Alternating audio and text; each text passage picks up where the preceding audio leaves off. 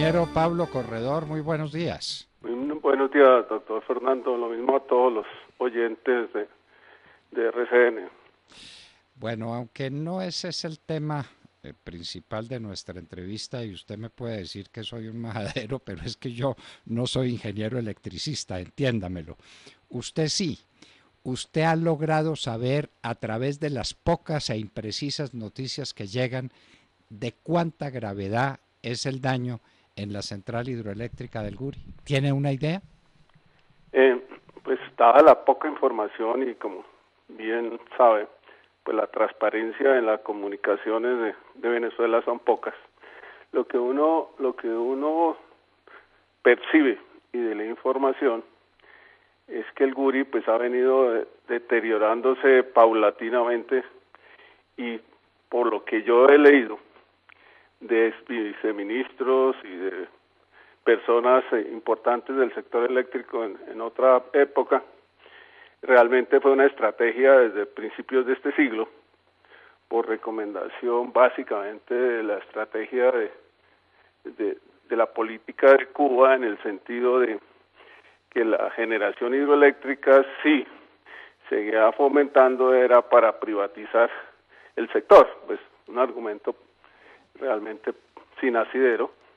Y lo que hicieron fue, lo primero es que no solamente la planta de Guri, como ustedes mencionaban, los 10 millones, sino que en el río Caroní hay varias plantas, como Macagua y Cabaruachi, que si sumamos todas, inclusive puede ser más grande que Foz de Iguazú.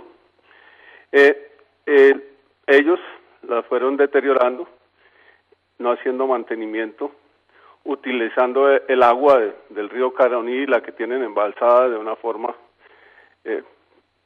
ineficiente, de una forma totalmente absurda, y cambiaron eso por instalar plantas termoeléctricas de baja eficiencia en diferentes partes y pequeñas, lo que hace que realmente el sector eléctrico sea vulnerable por varias razones. Una, por no tener una fuente de generación robusta, grande, como era toda la cadena del río Caroní, incluyendo pues principalmente a Guri, lo cual en el estado que está, como usted me dice, pues la poca información, es una central que pues prácticamente está en un 10% de lo que debería ser, o sea que abastecer a Venezuela de una forma robusta desde el Guri pues ya prácticamente es imposible, lo que pues seguramente ha dificultado el restablecimiento de la energía, que vemos que ya pues supera las 100 horas, lo cual es inaudito en cualquier sector eléctrico, donde un apagón de esta magnitud uno lo observa en todos los países, inclusive el último que tuvimos en el 2007, escasamente duramos 4 horas. Ahí me muestra dos cosas importantes desde el punto de vista de la ingeniería de sistemas eléctricos. Una, un deterioro muy grande en la infraestructura. Dos, una falta de capacidad técnica, tanto desde el punto de vista de los apoyos tecnológicos como de conocimiento de las personas, donde uno observaría que la planificación y los diferentes planes de contingencia, planes de defensa, planes de restauración no existen. Creo que pues tristemente es muy lamentable también desde el punto de vista técnico lo que está pasando, porque no solamente es Guri, sino es todo el sistema tecnológico y conocimiento de las personas que están en este momento operando el sistema. Me quería, de acuerdo a lo que dicen que es un ataque cibernético, pues es totalmente increíble, pues obviamente es un argumento político. Y eso, digamos, si bien en los sistemas eléctricos se ha venido estudiando ese posible riesgo, que se llama riesgo emergente, es en los sistemas de alto avance tecnológico, pero las medidas que se han encontrado impedirían tener un apagón de este nivel, y un sistema que está totalmente atrasado tecnológicamente, pues es imposible que sea un ataque cibernético. Señor ingeniero Pablo Corredor, cometí el, la torpeza de no presentarlo a usted. Usted es un ingeniero electricista de la Universidad Nacional con máster en la Universidad de Manchester, Inglaterra. Fue gerente de CNDISA, exgerente general de XM y actual gerente de PHC SAS. Por eso lo que usted nos va a decir lo dice con pleno conocimiento de causa. Usted es uno de los ingenieros electricistas más destacados de este país. ¿Por qué no nos hace como una visión panorámica de cómo un país sin energía no puede funcionar? No puede funcionar. Usted nos habló ahora de un terrible apagón de 4 horas. Recordamos todavía el apagón de Nueva York de una noche entera, pues que conmovió no a los Estados Unidos, al mundo entero. Hay venezolanos que en este momento llevan más de 70 horas de apagón. Cuéntenos para qué se necesita la electricidad y cómo la vida de hoy, la que estamos viviendo, es imposible sin esta energía. Bueno, la energía eléctrica es hoy en día el motor de la vida cotidiana en varios aspectos, en necesidades básicas. Salud. Usted sin energía, los hospitales, las clínicas y todas las asistencias médicas pues se van a ver muy limitadas e inclusive pues sin poder atender a pacientes que pueden morir fácilmente por no tener la energía para poder atender pacientes, especialmente pacientes graves. El segundo es la parte de alimentación, porque hoy en día y más en países donde el clima es bastante severo desde el punto de vista calor, es necesario tener refrigeración, lo que hace que empiece a escasear los alimentos o a dañarse los alimentos, lo cual va a hacer que difícilmente tengamos sustento para la parte de alimentación, o sea, si ya vemos salud, alimentación. Tercero, la movilidad como tal, especialmente en las ciudades, donde va a propiciar accidentes, caos, dificultades desde el punto de vista de orden público, de seguridad, etcétera. Cuarto, las comunicaciones. No podemos tener comunicaciones, el internet no lo vamos a tener, no vamos a tener adecuadamente los servicios de celular, no vamos a tener las comunicaciones entre los diferentes medios productivos, sector financiero, sector servicios en general. Viene el otro tema que es muy importante, que digamos cuando ya duran varias horas, como está pasando, la parte de agua potable empieza a sufrir, porque los bombeos para el acueducto pues ya no van a estar, las plantas de tratamiento de acueducto no van a funcionar adecuadamente, entonces vamos a tener un efecto también en el suministro de agua potable. Vemos que eso pasando a las necesidades básicas, o sea, uno sin esas necesidades básicas creo que difícilmente puede sobrevivir un tiempo largo una sociedad. Lo otro ya es los medios productivos, que la producción pues se va, digamos, a ver afectada pues sin tener energía eléctrica, lo cual pues tiene un impacto grandísimo en todo lo que es la economía del país, que a la verdad vuelve a afectar, digamos, a la vida cotidiana de los ciudadanos en el corto, mediano y largo plazo. Viene el tema también, obviamente, del confort. Realmente la energía nos da confort, temas como, por ejemplo, el aire acondicionado, televisión, etcétera. Yo creo que, como ve, digamos, resumiendo, es importantísima para necesidades básicas, para el aparato productivo y para el confort de los ciudadanos, o sea, para mejor calidad de vida. Bueno, mejor calidad de vida, pero es que también es un problema de supervivencia. Le quiero preguntar, ingeniero, y esto puede tener las variables que usted quiera, ¿cuánto puede durar sin energía eléctrica un sistema de refrigeración de alimentos perecederos? Hablo de carne, hablo de pescado, hablo de pollo, hablo de pues cualquiera que sea el alimento que necesite refrigeración para mantenerse. Sin refrigeración, ¿cuánto tiempo dura un alimento sin descomponerse? Un centro, un matadero moderno, un frigorífico moderno, ¿cuánto tiempo puede estar sin energía eléctrica antes de que eso se vuelva la tragedia que cualquiera imagina? Eh, pues eso está en función del clima, ¿no es cierto? En un clima cálido yo creo que entre 8 y 12 horas ya empieza uno a tener descomposición de los alimentos, especialmente las carnes. En un clima medio o frío puede ser que dure un poquito más, pero digamos eh, más de 16 a 24 horas creo que es imposible, digamos, uno conservar los alimentos en buen estado, ¿no?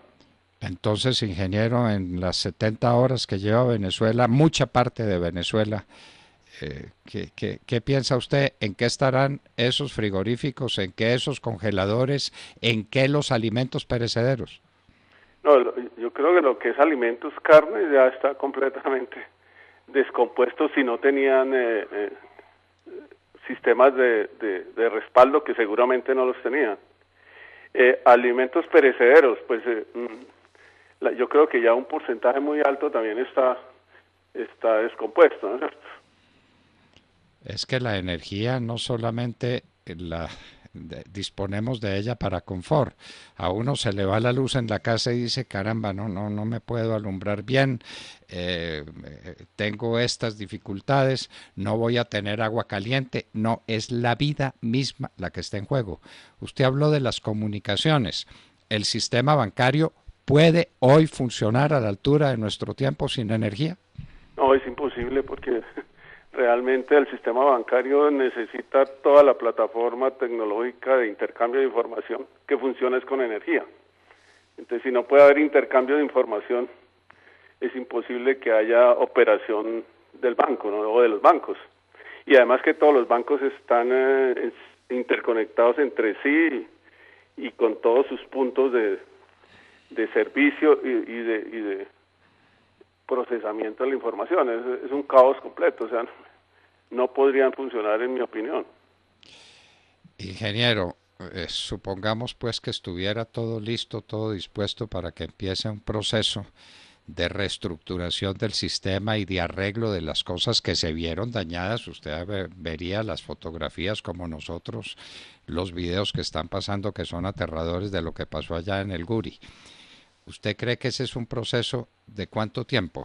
Las turbinas que se volvieron pedazos, ¿cuánto tiempo se demora en llegar una turbina y en instalarla? ¿En cuánto tiempo ustedes, los ingenieros, son capaces de instalar una turbina y ponerla en funcionamiento? Bueno,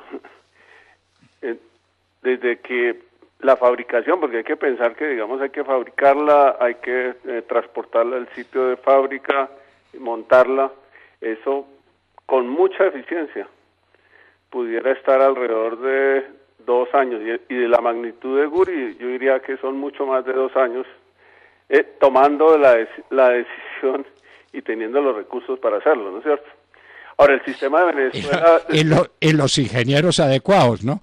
Y los ingenieros adecuados, que es otra dificultad, que Venezuela perdió todo el conocimiento de ingeniería y simplemente lo repasó por militarización, ¿no es cierto? Hay un artículo muy interesante de Víctor Poleo, que es un venezolano, donde dice que la militarización reemplazó el conocimiento de ingeniería, y así pues es muy difícil, ¿no es cierto? Sí, claro. Los militares son muy buenos, pero a punta de bala no funcionan las turbinas. No, Supóngase que la turbina existiera, porque están hablando y dicen que esa turbina pudiera existir, una en el Brasil y otra en no sé dónde. Supóngase que existiera. ¿Cuánto tiempo se demora el montaje de una turbina y de qué estamos hablando para que el sistema vuelva a funcionar y Venezuela vuelva a tener energía? Bueno, en el tiempo mejor, bajo esas condiciones, podríamos estar hablando entre 3 y 6 meses, ¿no es cierto? En el mejor de los casos, ¿no? 3 y 6 meses. ¿Y cómo sobrevive un país 3 o 6 meses sin energía eléctrica, ingeniero? No, eso es imposible. Yo creo que no sé qué plan tengan, pero digamos van a tener una limitación de energía durante un tiempo muy largo. Fíjese que los problemas que fueron muy distintos, pero no tan graves no tan graves como en Venezuela en el año 92, estuvimos 13 meses con limitaciones de energía, con racionamiento. Claro, pues como no lo recordamos, en todas las casas, en todas las oficinas había una planta, pero pues teníamos cómo poner la planta y las plantas existían y había cómo ponerlas a funcionar. Pero si la ausencia de energía es total, ¿cómo hago yo para que el sistema funcione? Y es que hoy media Venezuela sigue sin luz, o más de media Venezuela. Le han llevado a Caracas la luz, la llevan por raticos y va y vuelve. Eso desde el punto de vista de funcionamiento de los sistemas y de funcionamiento de los equipos, ¿qué efecto produce, ingeniero? Bueno, desde el punto de sistema se demuestra, digamos, que el sistema está muy inestable, como llamamos nosotros, o sea, no es capaz de sostener el suministro de energía en forma continua y se suspende fácilmente. El segundo tema que es importante ahí es que se ve que los equipos están en un deterioro muy grande y esa cantidad de inestabilidades tan continuas daña los equipos propios del sistema y los equipos conectados al sistema. Y ustedes, la experiencia que tenemos es que cuando sucede eso, se nos dañan televisores, neveras, radios, equipos de los industriales y equipos propios del sistema. Entonces el sistema se va agravando, o sea, el problema se va agravando cada día más debido a esta inestabilidad que se está observando en la puesta en servicio de la energía a Venezuela. Bueno, señor ingeniero, me imagino que ustedes, los ingenieros electricistas y los que tienen tan alta condición académica como ustedes están diciendo, aquí nos va a tocar estudiar y proponerle a nuestros alumnos qué tal un caso para Harvard. Bueno, yo no sé cuántos casos serían, de qué pasa en todo un país o en toda una región de un país que se queda sin energía durante días enteros y sin posibilidades a la vista de recuperación. Me parece pues que este va a ser un caso digno de estudio en todas las universidades del mundo, o estamos exagerando, ingeniero. No, es realmente un caso de estudio muy importante. Si fueron casos de estudio, el caso de Nueva York, que pues no es de la gravedad y el caso de Nueva York aún todavía se estudia en las universidades. ¿Cómo será este caso de Venezuela? Yo creo que va a servir para tesis y servirá, digamos, para muchas investigaciones y conclusiones, no solamente desde el punto de vista de ingeniería, sino desde el punto de vista de gestión de sistemas eléctricos, especialmente qué no se debe hacer, ¿no es cierto? Claro, y después cuando se quiere reparar el sistema, ¿qué es lo que hay que hacer? Porque es que ese es otro asunto. Bueno, muy bien, y entonces el apagón total duró tanto tiempo y llega una energía inestable por raticos, pero eso quiere decir que los equipos no funcionan y que los equipos hay que recuperarlos. ¿Con cuánta inversión? ¿Con cuánto tiempo? ¿Con cuánto equipo humano altamente especializado? Ingeniero, este no es el mayor drama que usted ha podido ver en el ejercicio de su profesión como materia de estudio, ¿o tiene algo con qué compararlo? No, este es el mayor. Es que por eso digo apagones como el de Nueva York, que ha sido famoso, o apagones como los que hubo en Italia también, que fueron famosos hace unos 15 años. El mismo apagón de nosotros en el 2007, pues son mínimos comparados con lo que está pasando en Venezuela. El sistema de nosotros durante el periodo 99-2003 fue atacado por el terrorismo y nunca tuvimos esos problemas que tiene Venezuela, que fueron verdaderos sabotajes. Lo de aquí pues es claramente parece que no creo que no.